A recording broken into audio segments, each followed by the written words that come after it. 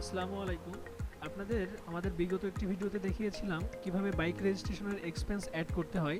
তো আমরা আমাদের সফটওয়্যার ভার্সন একটু আপডেট করছি। ওখানে আমরা নতুন একটা ফিচার্স দিছি যেটাতে আপনাদের লস প্রফিটটা আরও অ্যাকুরেসি আসবে। তো আমরা যদি এক্সপেন্সে যাই তাহলে নতুন এই ফিচারটা সম্পর্কে জানতে পারবো।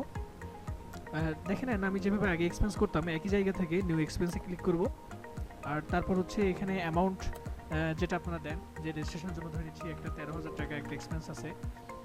আর দেখেন এখানে সেল আইডি একটা আমরা ফিল্ড দিছি নতুন। এখানে -1 একটা ভ্যালু দেওয়া আছে। যদি আপনাদের আদার্স কোনো এক্সপেন্স হয় তাহলে এটা -1ই থাকবে। আর যদি আপনাদের রেজিস্ট্রেশন পারপাস কোনো সেল হয় তাহলে এখানে আপনারা ওই রেজিস্ট্রেশনের যে সেলটি দিয়েছিলেন ওইটার একটা সেল আইডি আছে, ওই সেল আইডিটা এখানে ধরাই দিবেন বা মেনশন করে দিবেন। আমি একটু ব্যাকে যাই, ব্যাকে গিয়ে আপনাদেরকে বিষয়টা বলি। সেলসে গেলাম, সেলসে গিয়ে আমি একটা রেজিস্ট্রেশন সেল দিচ্ছি। ধরে নিচ্ছি 2 ইয়ার্স রেজিস্ট্রেশন, এটার প্রাইস 15,000 টাকা। আমি একটা কাস্টমারের নাম দিয়ে দিচ্ছি, এটা হচ্ছে আমি সেলস করে দিলাম।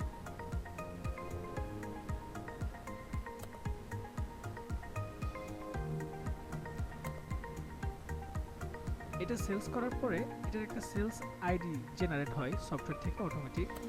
তো এই সেলস আইডিটা আমরা পাবো সেলসে গিয়ে, ডেইলি সেলসে ক্লিক করলে এখানে দেখতে পারবো যে ফাহাদ ভুইয়া যে 15,000 টাকার যে বিল যেটা হয়েছিল সেটার একটা আইডি আছে এই যে।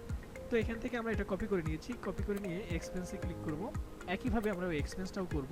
আমি এখানে অ্যামাউন্ট দিয়ে দিলাম, ধরে নিচ্ছি আমাদের 13,000 টাকা একটা এক্সপেন্স আছে এখানে।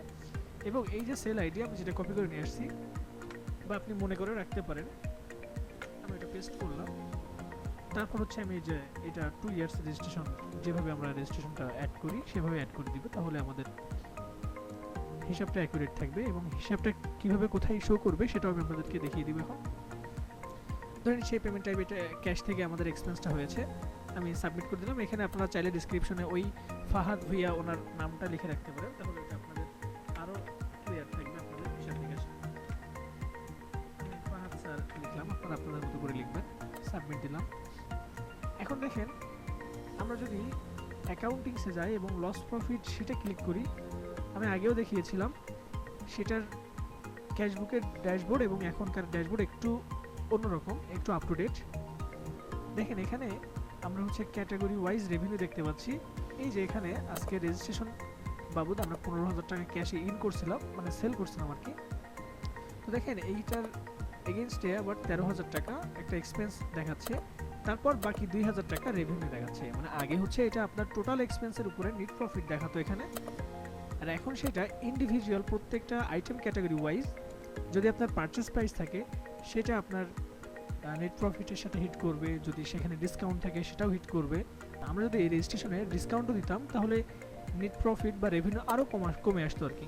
তো এভাবে আপনাদের আপডেট রেজিস্ট্রেশন, সেলস এবং এক্সপেন্সটা আপনারা করতে পারবেন। আসসালামু আলাইকুম।